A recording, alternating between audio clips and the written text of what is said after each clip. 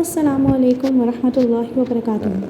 تو پیارے بچوں، آج میں حضرت آدم علیہ السلام کے قصے کا پارٹ 2 لے کر حاضر ہوئی ہوں۔ اس میں نے آپ لوگوں کو بتایا تھا کہ حضرت آدم علیہ السلام کی اولاد کے جو قصے ہیں وہ میں آپ لوگوں کے ساتھ اس میں بیان کروں گی۔ تو آئیے اس ویڈیو کو شروع کرتے ہیں۔ حضرت آدم علیہ السلام کی اولاد۔ پیارے بچوں، قانون قدرت کی ابتدا زمین پر ہونا شروع ہوئی، یعنی جس مقصد کے لیے اللہ کریم نے حضرت آدم علیہ السلام و حوا کو تخلیق فرمایا تھا وہ اب پورا ہونا تھا۔ حضرت آدم و حوا کے ہاں اولاد پیدا ہونا شروع ہوئی اور ان کی تعداد ہزاروں تک جا پہنچی۔ یوں زمین پر اولاد آدم علیہ السلام پھیلنا شروع ہوئی، جس کا سلسلہ تا قیامت جاری رہے گا۔ اور یہی اللہ کریم کا منشا تھا کہ حضرت آدم علیہ السلام کی اولاد محض اس کی عبادت ہی نہ کرے بلکہ اپنے پروردگار کی طرف بھی دھیان دے، اور اسی طرح محض روزگار کی طرف ہی متوجہ نہ رہے بلکہ عبادت میں بھی مشغول رہے۔ یہ طریقہ کار ملائکہ سے بالکل ہی مختلف تھا، کیونکہ ملائکہ کی ذمہ داری صرف اور صرف اللہ تعالیٰ کی عبادت میں مشغولیت تھی، جبکہ انسانوں کی ذمہ داریاں یکسر مختلف۔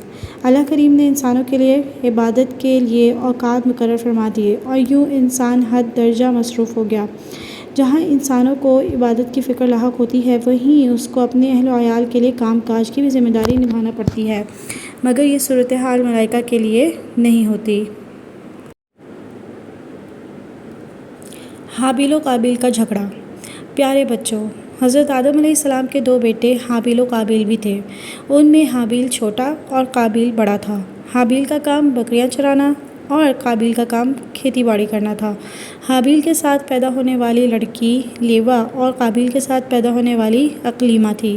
حضرت آدم علیہ السلام کی شریعت کے مطابق حابیل کے ساتھ پیدا ہونے والی لڑکی کا نکاح قابیل کے ساتھ اور قابیل کے ساتھ پیدا ہونے والی لڑکی کا نکاح حابیل کے ساتھ ہونا تھا۔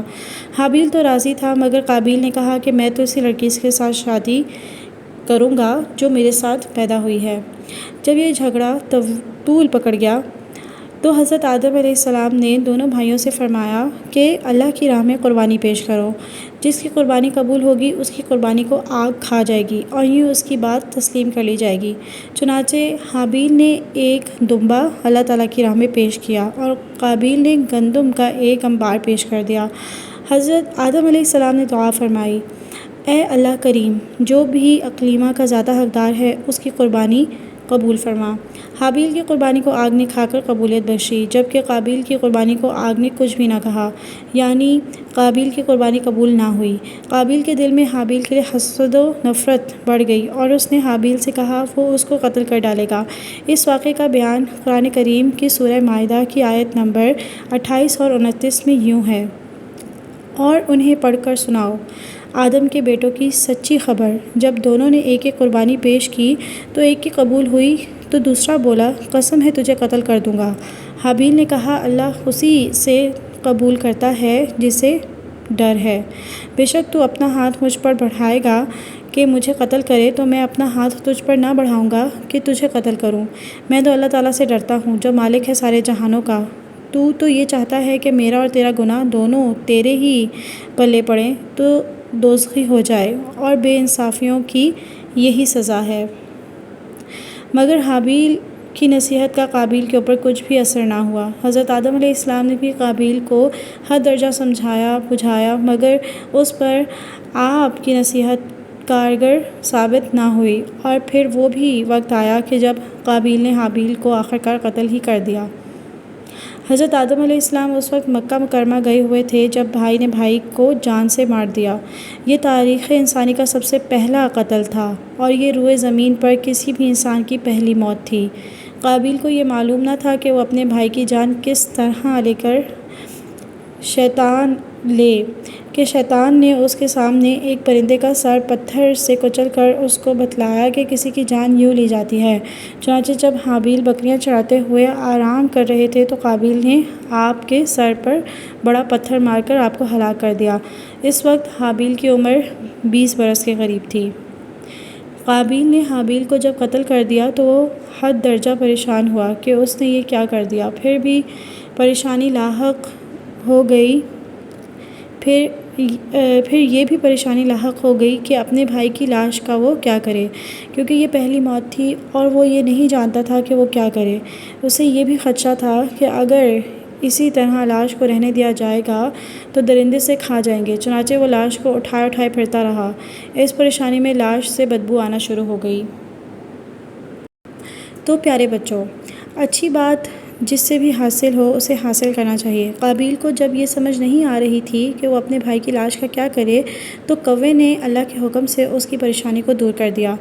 ہوا یوں کہ جب قابیل اپنے بھائی کی لاش کو لیے پھر رہا تھا تو اللہ تعالیٰ کے حکم سے 2 کوے اس کے سامنے آئے اور لڑنے لگے۔ جب ان میں سے ایک نے دوسرے کو مار دیا تو مارنے والے کوے نے اپنی چونچ اور پنجوں سے زمین کو کریدا اور اس میں اس کوے کی لاش کو ڈال کر اوپر سے مٹی ڈال دی۔ قابیل نے یہ دیکھا تو اس کو اپنی پریشانی کا حل اسی طریقے میں نظر آ گیا۔ قابیل کا انجام۔ پیارے بچوں، ظالم کو اس کے ظلم کی سزا ضرور ملتی ہے۔ قابیل کو بھی اس کے جرم کی سزا فوراً ہی مل گئی۔ جب تک وہ اپنے بھائی کی لاش کو لیے پھرتا رہا وہ ٹھیک رہا۔ یہ عرصہ بعض لوگوں کے مطابق 100 برس کے لگ بھگ ہے۔ جب وہ اپنے بھائی کی لاش کو سپرد خاک کر چکا تو اس کی پنڈلی ران سے جڑ گئی اور یوں اس کا منہ سورج کی طرف ہو گیا۔ جس طرف بھی سورج گھومتا قابیل بھی خود بخود ادھر ہی گھومتا چلا جاتا تھا۔ چونکہ قابیل حاسد شخص تھا اور اس نے اپنے بھائی کے ساتھ دنیاوی غرض کی خاطر دشمنی اختیار کی تھی، چنانچہ اس کو اس کے جرم کی سزا مل گئی تھی۔ اس بات میں تو کوئی شک و شبہ ہے ہی نہیں کہ جو بھی کسی پر اگر ظلم کرے گا تو سزا کسی بھی طرح بچ نہیں سکے گا، کیونکہ اللہ کریم کا یہی قانون ہے۔ ہم دیکھتے ہیں کہ اگرچہ قابیل سے اس ظلم کا بدلہ لینے والا کوئی نہ تھا اور نہ ہی اس سے پوچھنے والا کہ تم نے یہ ظلم کیوں کیا، مگر جو تمام انسانوں کا خالق ہے اسی کی قدرت سے کوئی طاقتور شخص بھی بچ نہیں سکتا۔ حضرت آدم علیہ السلام کا دکھ۔ جب یہ سانحہ ہوا تو حضرت آدم علیہ السلام اس وقت مکہ مکرمہ میں گئے ہوئے تھے۔ آپ علیہ السلام جب واپس تشریف لائے تو آپ نے ملاحظہ فرمایا کہ قابیل کے جسم کا رنگ تبدیل ہو چکا ہے، کیونکہ پہلے اس کا رنگ سرخ و سفید تھا۔ آپ علیہ السلام نے مکہ مکرمہ سے واپس آنے کے بعد اس سے دریافت فرمایا کہ یہ بتاؤ تمہارا بھائی حابیل کدھر ہے؟ اس نے لا علمی ظاہر کرتے ہوئے کہا کہ میں اس کا ذمہ دار تو نہیں ہوں۔ یہ سن کر حضرت آدم علیہ السلام نے فوراً فرمایا تو نے اسے ضرور قتل کر دیا ہے اور اسی لیے تیرا رنگ بدل گیا ہے۔ حضرت آدم علیہ السلام کو اپنے بیٹے کی موت کا حد درجہ دکھ ہوا۔ آپ اس قدر غم میں مبتلا ہوئے کہ آپ ایک طویل عرصے تک مسکرا ہی نہیں سکے۔ یہ بھی تو درست ہے کہ حضرت آدم علیہ السلام کو اپنے دونوں بیٹوں کی جدائی برداشت کرنا پڑی، وہ اس طرح کہ پہلے تو قابیل نے حابیل کو قتل کر دیا، پھر کچھ عرصے کے بعد وہ خود بھی اس دنیا سے چل بسا۔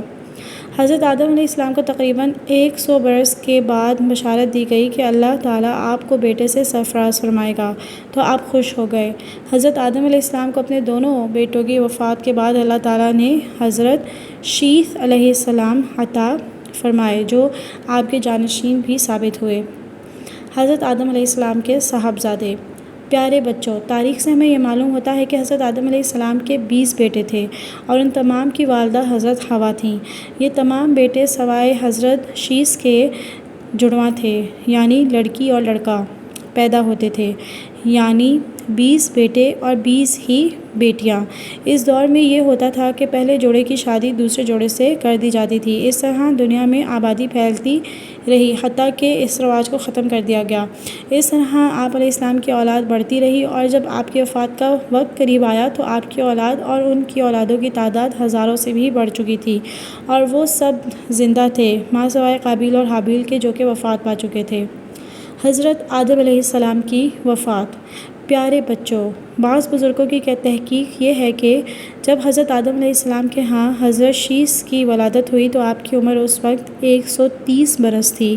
اس کے بعد آپ تقریباً 870 برس تک حیات رہے۔ بعض بزرگوں کا کہنا ہے کہ حضرت آدم علیہ السلام نے اپنی 9 پشتوں کو دیکھا ہے، کیونکہ اکثر بزرگوں کا خیال یہ ہے کہ آپ کی عمر 930 برس بنتی ہے، یعنی جب حضرت نوح علیہ السلام کے والد پیدا ہوئے تو حضرت آدم علیہ السلام حیات تھے، اور جب حضرت نوح علیہ السلام کے والد 11 برس کے تھے تو حضرت آدم علیہ السلام نے وصال فرمایا اور اس دوران اپنی اولادوں اور ان کی اولادوں کی اولادوں کو بھی دیکھا۔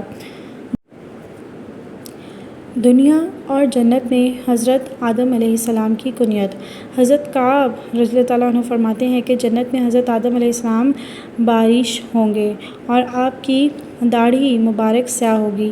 اسی طرح جنت میں حضرت آدم علیہ السلام کی کنیت ابو محمد اور دنیا میں ابو البشر ہے۔